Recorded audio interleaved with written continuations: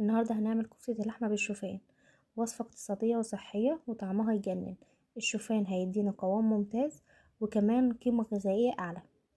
وطبعا الوصفة دي حلوة جدا جدا جدا للي بيعمل رجيم. يلا بينا نبدأ. المكونات: بصلة وسط مبشورة ومعصورة منزلة المية بتاعتها، وربع كيلو من اللحمة، و4 معالق شوفان مطحونين. أهم حاجة ان الشوفان يكون مطحون.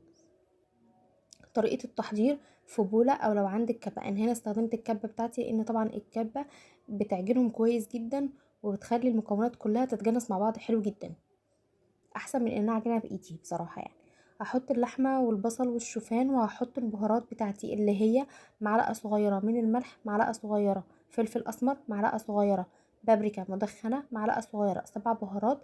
لو انتي متاح عندك بهارات لحمة ضيفيها. وحطيت بقدونس. نعجن المكونات دي كلها مع بعض وهفرمهم مع اللحمة كويس جدا لحد ما المكونات كلها تتجانس مع بعض.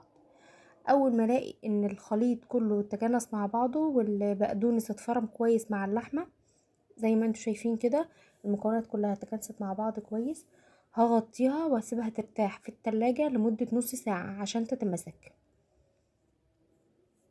وده شكلها بعد النص ساعة.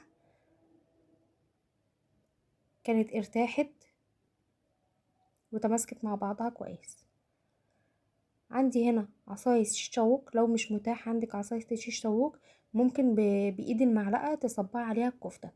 هشكل صوابع الكفتة عليها. بصراحة الكفتة مش بتلزق نهائي ولا كانت محتاجة اي مادة دهنية او ان انا ادهن ايدي بمية بصل او اي حاجة خالص. هكمل بقى بنفس النظام لحد ما اخلص باقي الكمية بتاعتي. انا هنا ده شكلها بعد ما خلصت الكمية كلها. انا هسويها في الاير فراير.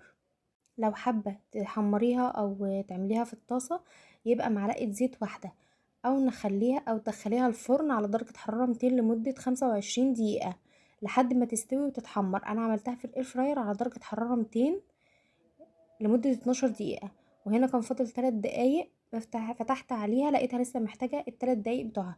هكملها وبعد ما ال3 دقايق يخلصوا هفتح عليها تاني واشوفها. لو لقيتها محتاجة هكمل لها تاني، بس انا هنا فتحتها لقيتها مش محتاجة خالص. بعد ال3 دقايق كمان. ده شكلها بعد ما خالص احمرت حلو جدا واستوت. وبكده نكون عملنا كفتة لحمة بالشوفان بطريقة رهيبة وقوام ممتاز. جربوها وقولوا لي رأيكم في الكومنتات. ولو عجبتكم الوصفة ما تنسوش تعملوا لايك واشتراك للقناة عشان تتابعوا كل جديد.